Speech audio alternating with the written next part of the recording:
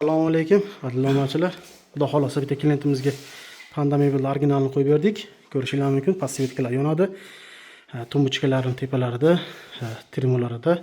Xo'p, shifaylarni ko'rishingiz mumkin. Shkaflarning ichini ochganimizda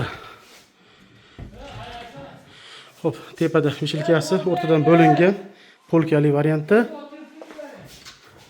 O'rtasini ochadigan bo'lsak, o'rtasida bitta vishilkasi bor, tagida ikkita tortmasi bor, oshunmoshlari vakuumlik. Bu tarafini ochadigan bo'lsak, tepada sefi bor, vishilkasi bor va bu yerda polkalar.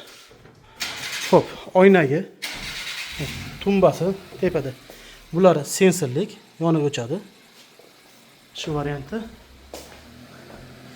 Spaynlar tagi passivitka qilingan, taglari nasoslik ko'tariladigan bo'lgan. Mana shunday holatda tagi ochiladi.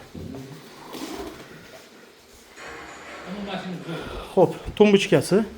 Bunda ham passivitka 2 xil yonadi. Ko'rishingiz mumkin. Xo'p, trimolar ham passivitkalik. Sarg'am yonadi. Trimolarning ustlari yo'tiga oynali qilingan. Oshunmoshlar, vakuumlar vakuumli. Xudo xolasa, kimga shunaqa mebellar kerak bo'lsa, aloqaga chiqasizlar. O'zbekiston bo'ylab dastlabki qilib beramiz.